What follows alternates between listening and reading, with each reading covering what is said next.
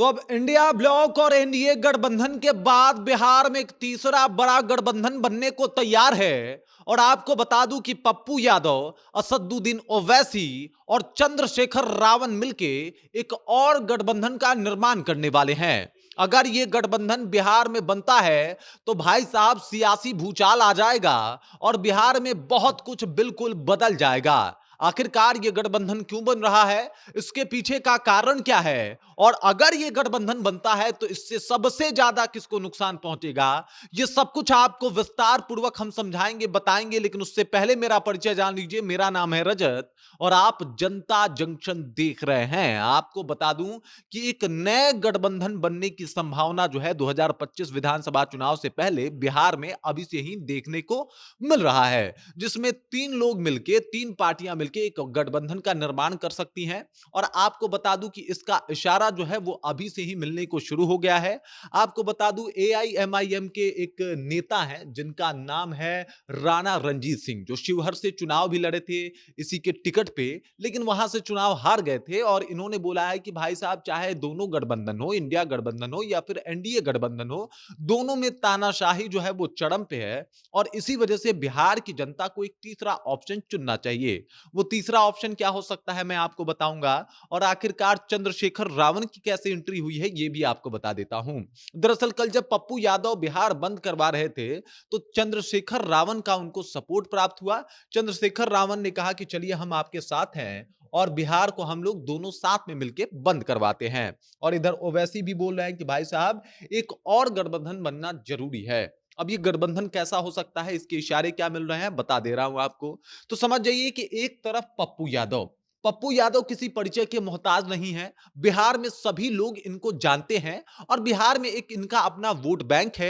हर समुदाय में जो है एकदम से ये छाए रहते हैं। और खासकर अगर बात किया जाए तो जो सीमांचल का क्षेत्र है उसमें पप्पू यादव का खासा दबदबा देखने को मिलता है।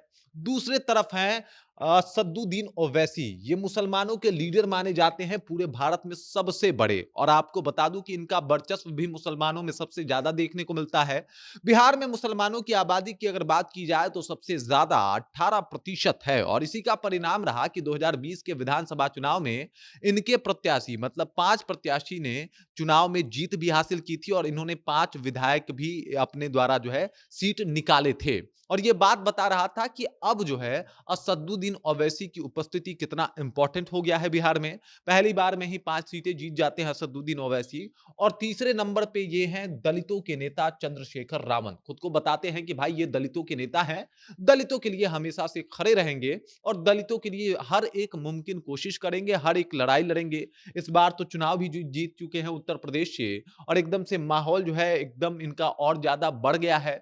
इसी वजह से चंद्रशेखर रावण, इसके अलावा पप्पू यादव और इसके अलावा असदुद्दीन ओवैसी मिलके एक बिहार में पार्टी बनाने वाले हैं। अब पप्पू यादव की बात देख लीजिए। पप्पू यादव को जो है कांग्रेस डायरेक्ट तौर पे अभी भी नहीं बता पा रही है कि ये इन्हीं के नेता हैं, जबकि बिहार कांग्रेस जो है वो तो कई बार नकार चुकी है कि पप्पू यादव से हमारा कोई लेना देना नहीं है। अब ये हो सकता है कि विधानसभा चुनाव 2025 से पहले पप्पू यादव, चंद्रशेखर रावण और असदुद्दीन ओवैसी मिलकर एक पार्टी को बनाए। अगर ऐसा पार्टी बनता है तो स्थिति क्या होगी? मुसलमान वोट एक क्योर होगा। इसके अलावा मुसलमान वोटरों में सेंधमारी होगी। दलित वोटरों में जो है वो भी सेंधमारी होने को एक स्थिति बनेगी। साथ ही साथ आपको बता दूं कि बिहार का वो क्षेत्र, सीमांचल क्षेत्र, जहां पे कई सारे विधानसभा की सीटें हैं, उसमें पप्पू यादव का दबदबा है और वो सीटें भी जो है वो डायरेक्ट तौर पे एक साथ कंबाइंड हो जाएंगी। आपको बता दूं इसका सबसे ज्यादा नुकसान जो है वो इंडिया गठबंधन को उठाना पड़ेगा। सबसे पहले मुसलमान वोटरों को लेके। दूसरा रीजन आप देख लीजिए, दूसरा रीजन ये हो जाएगा कि भाई साहब, ये जो जितने भी दलित वोटर हैं, जो कहीं ना कहीं माने जा रहे थे कि भाई लालू यादव गरीबों के मसीहा हैं, दलित तो उन्हीं को वोट देंगे, वो सीधे तौर पे चंद्रशेखर रावण की तरफ ट्रांसफर हो जाएंगे। और तीसरे नंबर पे है पप्पू यादव। ये मजलूमों के और गरीबों के नेता माने जाते हैं। बिहार में एक अपना इनका वोट बैंक है, एक अपनी इनकी छवि है और कई इनके समर्थक जो हैं इनको चाहते हैं कि ये मुख्यमंत्री बन जाएं। कई लोग इनके ऊपर जो है, इनके समर्थक कहते हैं कि भाई नेता ऐसा ही होना चाहिए और इसको लेके पप्पू यादव को वो सपोर्ट करेंगे। अंदर खाने से खबर आ रही है कि तीनों में बातचीत चल रही है। और आपको बता दूं कि बिहार विधानसभा चुनाव 2025 से पहले तीनों में अलायंस होने की एक संभावना है, जहां पे तीनों एक साथ मिलके इस बार बिहार विधानसभा चुनाव में जो है उतरेंगे, कूदेंगे और चुनाव भी लड़ेंगे। प्रचार प्रसार में असदुद्दीन ओवैसी और चंद्रशेखर रावण जो है एकदम से अग्रिम भूमिका निभाएंगे।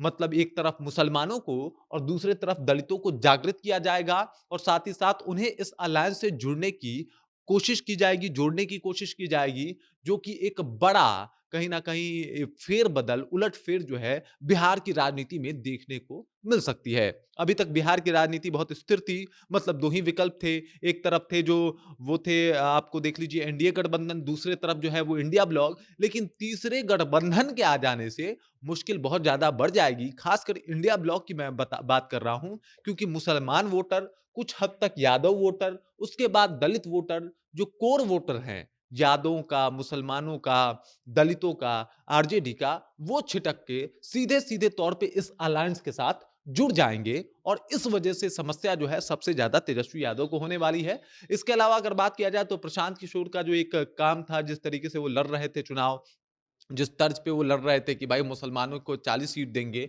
तो आप देख लीजिए कि थोड़ा बहुत तो मुस्लिम वोट वो अपने तरफ कर लेंगे, थोड़ा बहुत मुसलमान वोट जो है असदुद्दीन ओवैसी अपने तरफ कर लेंगे। और इस वजह से भारी नुकसान जिसको होगा वो है तेजस्वी यादव, वो है इंडिया ब्लॉक। एनडीए को भी नुकसान होगा, लेकिन उस लेवल का नुकसान नहीं होगा जिस लेवल का नुकसान आरजेडी को या फिर इंडिया ब्लॉक को ये अलायंस देने वाला है। बाकी अगर बात किया जाए तो एक महत्वपूर्ण भूमिका में भी नजर आ सकती है। अब देखना यह होगा कि असदुद्दीन ओवैसी, इसके अलावा चंद्रशेखर रावण और पप्पू यादव का नेक्स्ट प्लान क्या होगा। यह प्लान डिसाइड करेगा कि आखिरकार बिहार विधानसभा चुनाव 2025 की स्थिति क्या होगी और 2025 में आखिरकार चुनावी रुझान क्या होंगे। बाकी इस खबर को लेकर, इस जानकारी को लेकर आप क्या सोचते हैं, आपके जहन में क्या कुछ चल रहा है, कृपया कमेंट कीजिए और अपना विचार हम तक पहुंचा दीजिए। बाकी आप देख रहे हैं जनता जंक्शन और मेरा नाम रजत है।